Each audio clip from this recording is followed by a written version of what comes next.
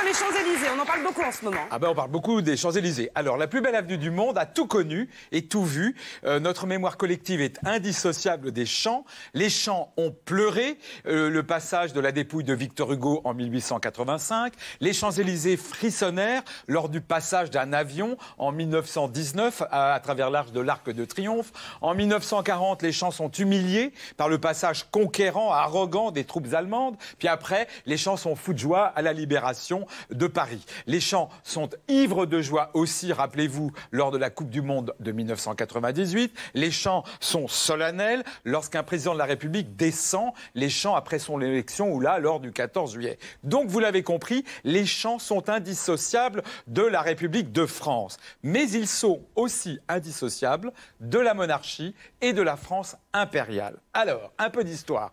Au XVIIe siècle, le roi, la cour, Louis XIV, habite aux Tuileries. Les Champs-Élysées ressemblent à rien, ou en tout cas à peu près à ceci, des prairies, des bois, des marécages, des forêts. Il y a seulement un tout petit chemin qui passe par là pour permettre à la cour et au roi d'aller à Versailles. Et pour Louis XIV, ce n'est pas assez, parce que la cour va de plus en plus à Versailles, parce qu'elle va quitter les Tuileries pour Versailles. Donc le roi veut son chemin et il va faire construire un chemin qui va aller vers une montagne qui s'appelle la montagne du Roule. C'est aujourd'hui la place de l'Étoile.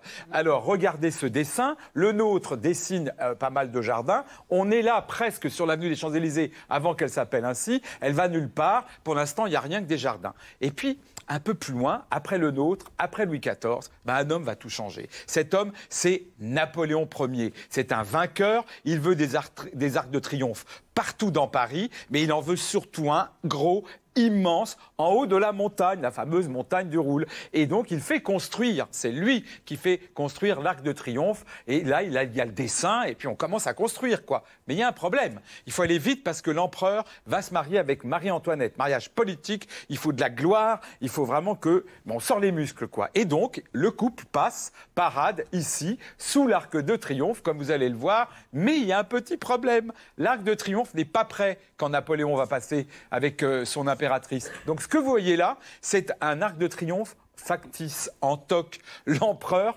passe devant un arc de triomphe pipeau. Alors, en carton ? En carton. Donc après, on le construit en dur. Donc au 19e siècle, il est là, la moitié du 19e. Tout le monde va sur les Champs-Élysées, qui ne s'appellent pas encore les Champs-Élysées. Mais regardez ça, c'est intéressant. Donc là, on est en 1850. On est en haut de l'Arc de Triomphe. Si vous remarquez, il y a deux bâtiments sur la gauche et la droite. Ce sont les douanes. Parce que là où vous êtes, Arc de Triomphe, c'est pas Paris. C'est la banlieue. On est en banlieue. Paris commence là où il y a la barricade. Et là, c'est peut-être une des premières barricades que vous voyez sur les Champs-Élysées, avant qu'il y en ait eu bien d'autres après. Donc là, on est en 1850. En 1864, là, l'avenue des Champs-Élysées s'appelle l'avenue des Champs-Élysées. Donc c'est pas si vieux que ça. Et puis évidemment, depuis 1864, à la fin du 19e siècle, tout le monde va sur les Champs-Élysées parce que c'est populaire, c'est délicieux. Il y a des tas de vendeurs des 4 saisons. À l'époque, il n'y avait pas encore les multinationales qui détruisent tout sur leur passage. Bref, ce Paris, il est beau, il est raffiné, il est joyeux. Et donc, tout le monde y va pour prendre des cafés. Alors avant, il y avait des petits estaminets, des petits trucs comme ça. Puis il y a un homme qui s'appelle Monsieur Fouquet, qui, en 1899, je crois, décide de créer un café. Et d'où le Fouquet. À l'époque, vous voyez, on pouvait prendre des cafés sans voir le Fouquet se brûler. Alors, j'ai raté une iconographie, mais j'y reviens quand même. C'est que, plus le temps, dès cette époque-là, tout le monde va sur les champs, donc il y a des embouteillages. Tout ça pour vous dire que les embouteillages, regardez ce tableau, tout le monde va aux champs, c'est bien avant Elle est aussi vieille que ça, la reine Hidalgo. Oh. C'est ce que j'allais dire. En tous les cas, quoi qu'il arrive sur les champs, il y a quand même quelque chose qui est aussi intemporel, c'est la chanson qu'on peut associer aux champs. Et aux Champs-Élysées. Jodassin. Aux Champs-Élysées.